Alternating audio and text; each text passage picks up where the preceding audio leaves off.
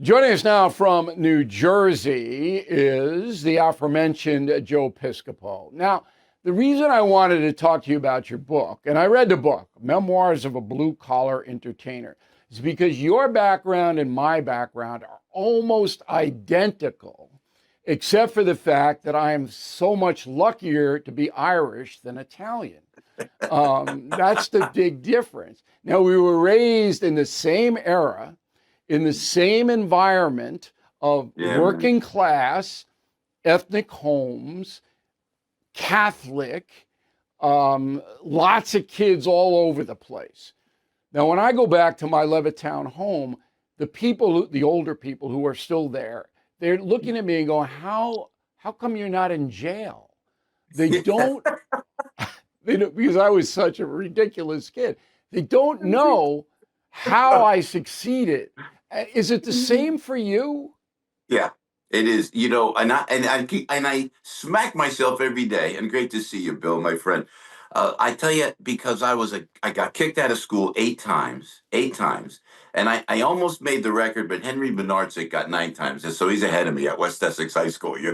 What was I thinking? We had the best parents. I had the best parents. Took care of me. I was still a wise guy. And yes, I always thought if it wasn't for my parents, I'd be working for some guy with a vowel at the end of his name in Brooklyn. What am I going to tell you?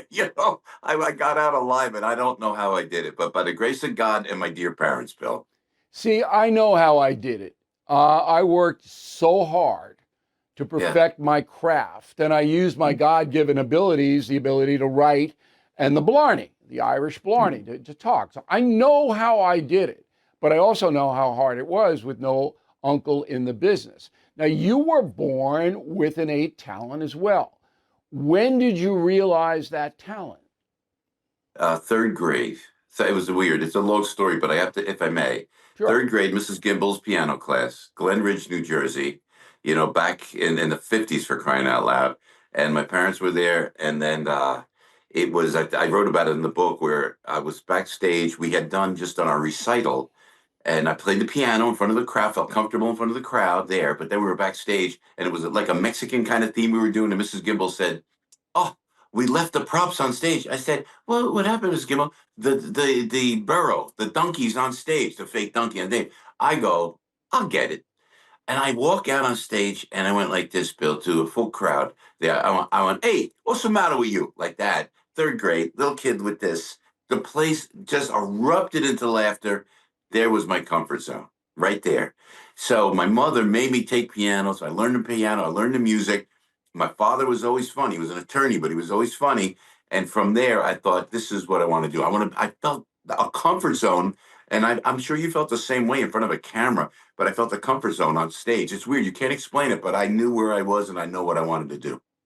It took me 6 years to become comfortable in front of the camera. I wasn't a natural performer, and I didn't know what I wanted to do till my early 20s. It wasn't like you.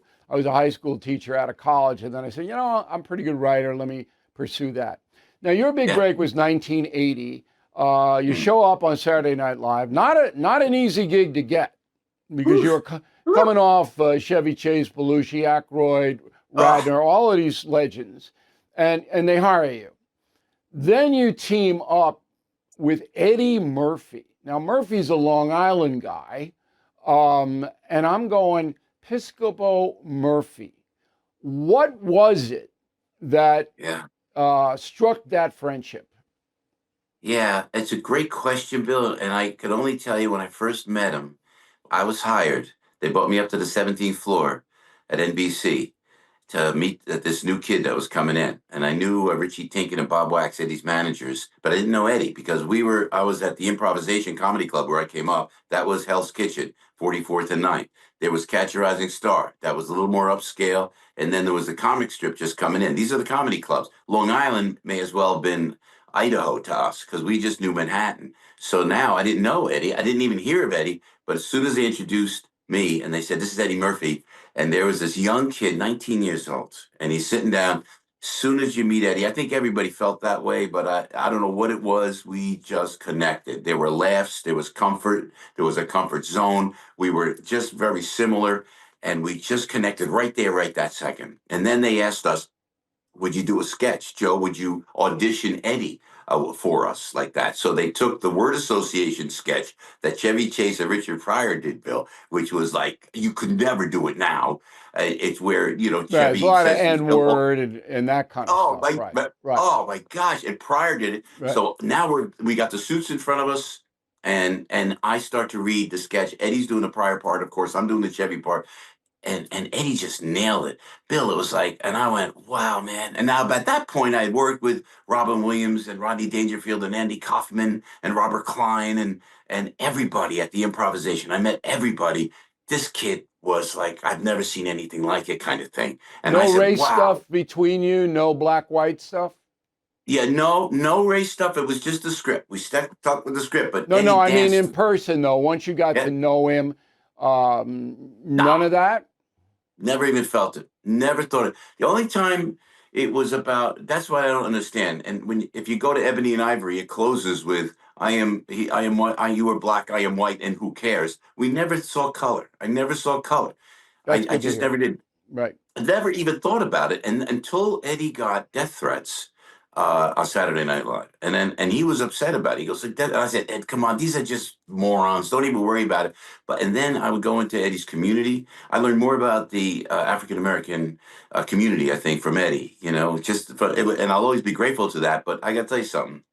Man, we didn't think about it. He was in Long Island, and then I wrote about things that happened to Eddie in Long Island. Like he was outgrowing where his neighborhood was. I said, "Come to Jersey." I brought him to Jersey, man. I brought him to a little town in New Jersey, and Alpine. yeah, Alpine, New Jersey. It was I great. know And it I'm gonna, well. I know it you know, well. but Now yeah. Go ahead. you're going back to SNL 50 over the weekend, a big show, Yeah, 3 hour show. Is Eddie going to be there? Murphy showing up? Because I I know you're hear still Eddie's gonna. friends, right? Yeah, I see. When you see each other, absolutely. But I hear he's going to be there. He's going in. And 10 years ago, and I can't remember how I got the word, but I got the word that I was going to. I did a little bit. I'm not hearing anything now, so I'm kind of a spectator. They're doing a big concert, by the way, at Radio City on Friday. I think that's okay to talk about. And then a Sunday night is the 3 hour, Yeah. and everybody's going to be there. And I hear Eddie's going to be there. You never know because it's going to be live as live could be. So you never know. But it's always good to see him. You know what's funny, dude? And I know you must have friends from 100 years ago. And then you do one little look, you do one little sound, you do one little nuance, and then it cracks the other person up like that. Right. They So remember. yeah, and it's kind of fun like that. So I'm looking forward to it. But it's kind of like your high school reunion where you're kind of like, a little tepid. But I'm going to Sure. go back. I'm going to go back with respect and grateful. Hey, man, with my politics, I'm lucky I got invited at all, Bill O'Reilly. You Well, kidding no, me, no, no, man? no, no, no. Everybody likes, and I'm going to say, you don't have to say anything. Everybody likes Piscopo. I don't know Ah, anybody who doesn't like you because oh, you're a good guy, ah, good sense of humor. You're not looking to sorry, man. top anybody. You don't have Yeah, the yeah, jealousy thing going on. yeah. So everybody It's will be happy to see you. And my son, I went to a Yankee game with Pisco a few years ago. My son was a little bit younger, obviously, and he yeah, still remembers that night. He's still because he yeah, knows, they watch the young kids now watch the tapes of you and yeah, Murphy and yeah, and all yeah, those yeah, skits. They'll live yeah, on yeah. forever. So he always Yeah. asks about you because you were nice to him. That You was. weren't. I remember. I remember like yesterday. You had the great seats. I had great seats, and I was behind you, man. I was Yeah, very as impressed it with should that. be, as it should be. You know. I'm going to, I said we were with my buddy Mitchell Modell, and I snored off of Mitchell's seats, and I look, and there's O'Reilly, man, up there. But you know what I loved about you? You're a great father. God bless you for that, because I I appreciate that, and so it's are what you. I what. You got four urchins, and so are you. The book is Memoirs of a Blue Collar Entertainer, Joe Piscopo. Well worth your Uh, time. Hey, Joe, we'll see you soon. I yeah, hope. Thanks for coming on. Bill, thanks for blazing the path for those of us doing media. We love you, man. God bless Thank you, you. and thank you, sir. Thank you for watching. Make sure you subscribe to my YouTube channel and follow me on X. Look for @Bill O'Reilly.